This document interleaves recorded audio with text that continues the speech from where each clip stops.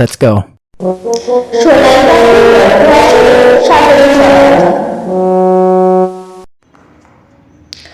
বোস পরিবার অপেক্ষা করে বসে আছে সুধীরের জন্য। আর কেন যে এত দেরি হচ্ছে বাড়ি আসতে, ফোন করেও জানায় না কিছু। রাত 10টা বাজে। বেহালার এই চত্বরটা 9টা বাজলে শুনশান হয়ে যায়। বৃদ্ধ বৃদ্ধা বাড়িতে একা, কি করবে বুঝতে পারছে না। অনেকবার ফোন করেছে সুধীরকে, রিং হয়ে যাচ্ছে কিন্তু ফোন করছে না। সে ফোন তুলছে না। বাইরে মুষলধারে বৃষ্টি হচ্ছে। আজ দুপুর থেকে মিসেস বসে মন ভালো নেই। ছেলের জন্য শুধু শুধু চিন্তা হচ্ছে। মিস্টার বোস আবারও ফোন করতেই যাচ্ছিলেন সুধীরকে। এমন সময় বাইরে কুকুরের চিৎকারে বিরক্ত হয়ে উনি দোতলার ব্যালকনিতে এলেন। দেখতে পেলে অল্প বয়সী কোনো ছেলে রাস্তার উপর পড়ে আছে। ভয় কেঁপে ওঠে। শুধু নয় তো, পিছন পিছন মিসেস বোস কখন এসেছেন বুঝতে পারেননি তিনি। এখন মিসেস বোসের চিৎকারে চমকে ওঠেন। মায়ের চোখ ছেলেকে চমকে ভুল করে। দুটো তারা বাইরে এলো। ওদের চেঁচামেচি শুনে পাড়ার লোকেরা একে এক করে বেরিয়ে এলো। বসেদের আর এতটুকু সাহস নেই যে সুধীরকে ছুঁয়ে দেখবে। ভয় হাত পা ঠান্ডা হয়ে গেছে তাদের। সুধীরের মাথার পিছন থেকে তখনও রক্ত পড়ছে। ছোট করে পাড়ার একটি ছেলে সুধীরের কাছে নাকে হাত দিয়ে বলল, সুধীর আর বেঁচে নেই। পুলিশে ফোন করো কে? কয়েক মুহূর্ত চারিদিক নীরব হয়ে গেল। কে পুলিশে ফোন করেছিল জানা নেই। পুলিশ আসতে সময় লাগলো মিনিটগুলির মতো। এর মধ্যে ঘটে গেছে অনেকগুলো ঘটনা। মিসেস বসে এর মধ্যে জ্ঞান হয়েছেন 12 বাজে। মিস্টার বসের স্ট্রোক হয়েছে। পাড়ার ছেলেরা তাকে নিয়ে বিদ্যাসাগর হাসপাতালে গেছে। সুধীরের বইতে খবর দেওয়া হয়েছে, সেও এসে যাবে। শখের বাজারে তার বাবার বাড়ি। একমাত্র 3 বছরের ছেলেকে নিয়ে গিয়েছিল বাবার সাথে দেখা করতে। তার বর্তমানে মার। পুলিশ এসে শুরু করলো সুধীরকে ঘিরে থাকা লোকেদের উপর রাত দেখানো। তারপর সুধীরের বিভিন্ন দিক থেকে তুলতে লাগলো অনেকগুলো ফটো তোলা শেষ হলে কিছু পুলিশ সুধীরের বডি পোস্টমর্টমে পাঠানোর ব্যবস্থা করতে লাগলো। কয়েকজন চারপাশে খুঁজতে লাগলো খুনের বা খুনির কোনো প্রমাণ পাওয়া যায় না। বৃষ্টি এখনো হচ্ছে। এর মধ্যে চলল পুলিশি জেরা। আশেপাশে কেউ কিছু শুনেছে কিনা, কেউ কিছু দেখেছে কিনা, সুধীরের বন্ধু কারা ছিল, কাদের সাথে মিশত, কারোর সাথে বসেদের শত্রুতা ছিল কিনা, ঝগড়া করতে কেউ দেখেছে কিনা, বাবা ছেলে বা স্বামী স্ত্রীর মধ্যে কোনো ঝগড়া হতে দেখেছে কিনা, সেটা পুলিশ জিজ্ঞেস করতে ছাড়ল না। এত কিছুর পরে বিশেষ কিছু জানা গেল। কোথাও মারার উপর পাওয়া গেল না কোনো ইট, না কোনো ভালো অস্ত্র।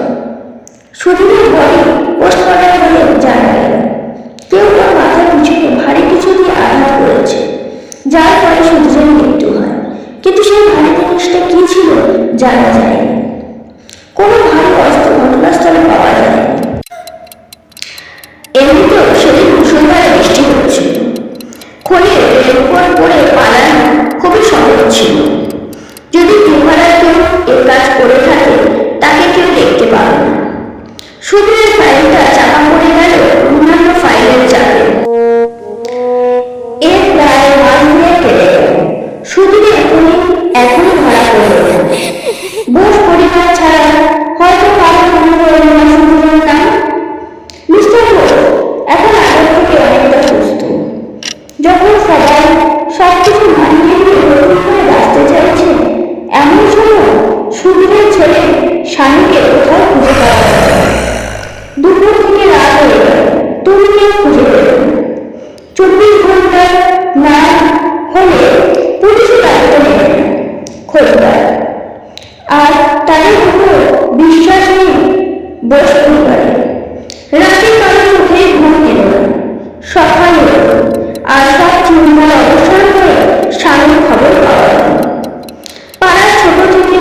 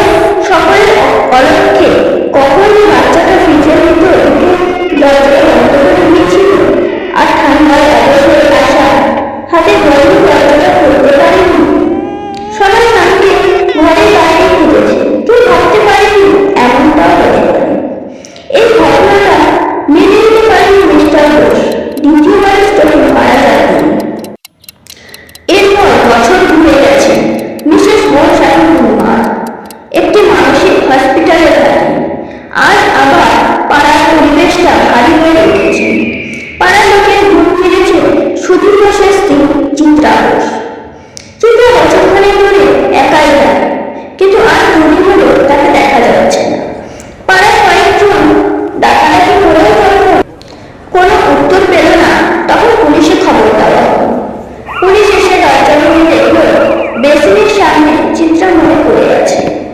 ঘরের ভিতরে কারো উপস্থিতি পাওয়া গেল না। চিত্রার বডি পোস্টমর্টম হলো। জানা গেল পুলিশ আসার 36 ঘন্টা আগে চিত্রা মারা গিয়েছিল। চিত্রা যে খাবার খেয়েছিল সেই খাবারে অতিরিক্ত কাচের গুঁড়ো ছিল। এখানেও প্রশ্ন থেকেই গেল, কিভাবে কাচের গুঁড়ো তার খাবারে? কেই বা পেশায়? ঘরের ভিতরে কাচের গুঁড়ো কোনো চিহ্ন পাওয়া গেল না। বোস পরিবারের এই অবনতি কেউ কোনো কারণ খুঁজে পেল না। প্রত্যেকেই বুঝতে পারল এসব ঘটনার পিছনে কারো ব্যক্তিগত শত্রুতা রয়েছে, কিন্তু সে কে তাকে খুঁজে পাওয়া গেল না। বোস বাড়ির সম্পর্কে নানা লোকে নানা কথা বলতে লাগলো। একটা সময় পর সবার সব ঘটনা ভুলে গেল। মিসেস বোস হয়তো এখনো মানসিক হসপিটালেই আছেন। তার সুখের পরিবারের সাথে ঘটা ঘটনাগুলো হয়তো তাকে কেউ আজও বলেনি। বোস বাড়িটা এখন ভুলে গেল বা কারো কাছে নেশার আড্ডা। কেউ আবার প্রেমরাজ্য বলে চেনে। পুরনো মানুষের বলে অপয়া বাড়ি। অনেকে আর জানেন না বাড়িটা কাদের ছিল, সে কথা জানার ইচ্ছাও করেনি। কেটে গেছে অনেক অনেক বছর। প্রতাপের বয়স এখন 80। ছেলে নাতি নাতনি গিন্নি সবাই মিলে সুখে পড়ে দিনগুলো বেশ ভালোই কাটছিল। রিটায়ার করেছেন 60 বছর বয়সে। তারপর 20 বছর বাচ্চাদের পড়িয়েছেন। কিন্তু আজকাল পুরোনো কিছু ঘটনা মনে ভয় বাড়াচ্ছে। মাঝে মাঝে মনে হচ্ছে নিজেকে নিজে শেষ করে ফেলতে। মাথার মধ্যে পুরোনো ঘটনা বারবার এমনভাবে মনে পড়ছে, কাউকে বলতেও পারছে না। তাই প্রতাপ সব কথা লিখে সকলের কাছে ক্ষমা চাইতে চায়। প্রতাপ সব কথা লেখার পর সব শাস্তি উর্ধে চলে গিয়েছিল। আমি প্রতাপের চিঠিটা তার ভাষাতেই পড়ে শোনাচ্ছি। চিত্রাকে আমার বড় ছেলে ভালোবাসতো। চিত্রা সে কথা জানতো। যখন চিত্রার সাথে বসিরের ছেলের বিয়ে ঠিক হয়, আমি নিজে গিয়ে বোস বাড়িতে কথাটা বলেছিলাম, এই বিয়ে ভেঙে দিতে, না হলে আমার ছেলেটা আত্মহত্যা করবে। কিন্তু ওরা শোনেনি কেউ।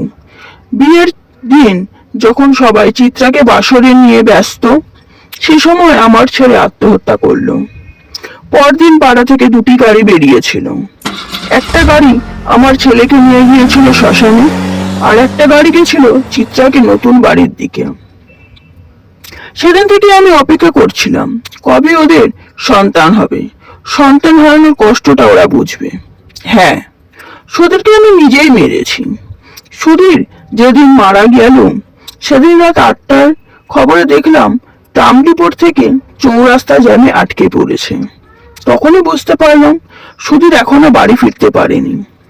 ডিপ ফ্রিজে জমা বরফের চাইটা প্যাকেটে ভালো করে মুড়ে ব্যাগে ভরে বেরিয়ে গেলাম। রেনকোট পরে সুধীরের বাড়ির কাছে দাঁড়িয়ে রইলাম। কেউ বুঝতে পারলো না আমি কে। এরপর যত রাত বাড়তে লাগলো তত রাস্তা ফাঁকা হতে থাকলো। হঠাৎ দেখলাম ফাঁকা রাস্তায় সুধীর আসছে, আর কেউ কোথাও নেই। আমি জানতাম এই রাস্তার কোনো সিসি ক্যামেরা নেই। সুধীর আমাকে ফেলে এগিয়ে গেল। সুযোগটা ছাড়তে পারলাম না। ব্যাগ থেকে বরফের প্যাকেটটা বার করলাম। দেখলাম প্যাকেট করে রাখার কারণে এখনো খুব বেশি গলেনি। প্যাকেট থেকে বরফ বার করে মেরে দিলাম সরাসরি সুধীরের মাথার পিছনে। মুহূর্তে পড়ে গেল সে। আমিও বরফটা ফেলে কিছুটা দূরে সরে গেলাম। এরপর দেখলাম একে একে সবাই বেরিয়ে এলো। ততক্ষণে বরফটা মাটিতে পড়ে ভেঙে কয়েক টুকরো হয়ে গেছে। মুষলধারে বৃষ্টির জলে টুকরো বরফগুলো গলে জল হতে লাগলো। তার সাথে আমার হাতের ছাপ ও জলে ধুয়ে হারিয়ে যেতে লাগলো।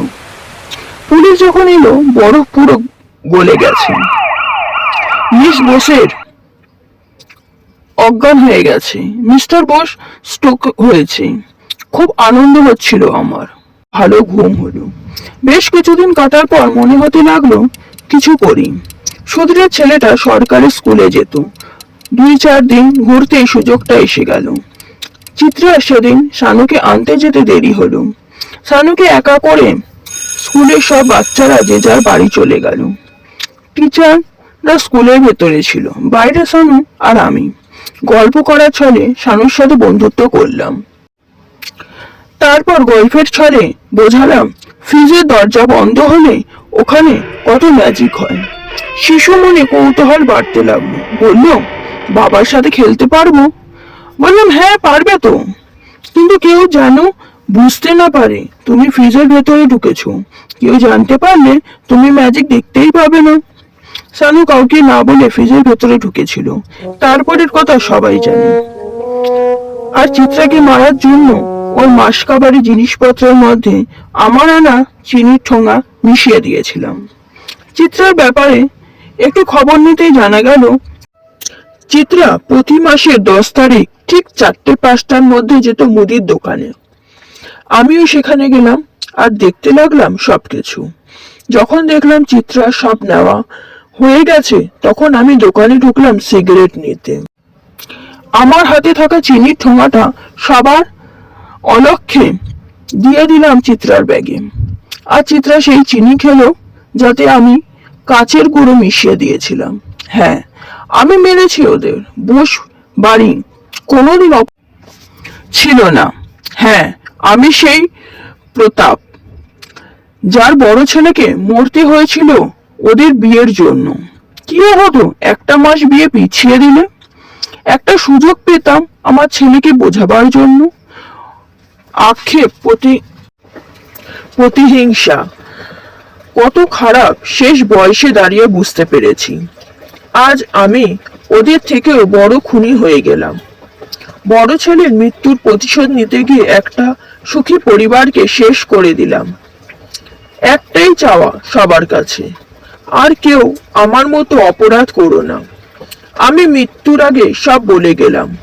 কোনো খুনি প্রমাণ না রেখে যেতে পারে না, আমিও পারলাম না।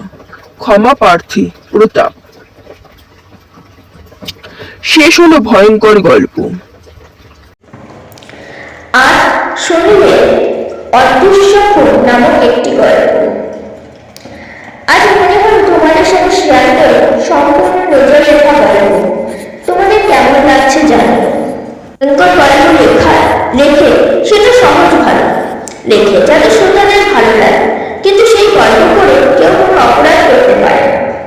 এই গল্পটা সবাই সহজভাবে নেবে।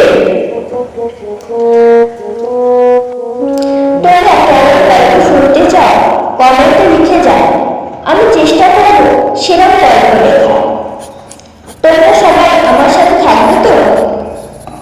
শোনার পর গল্পটা শুনতে তোমাদের কেমন লাগছে আমাকে জানাও, আর বেশি বেশি করে শেয়ার করে দাও। তোমাদের মুড চেঞ্জের জন্য কিছু রিলস আমি বানাই, সেটাও তোমরা সব ভিডিও রিলসে দেখতে পারো। Thank you. ভালো থেকো, ভালো রেখো।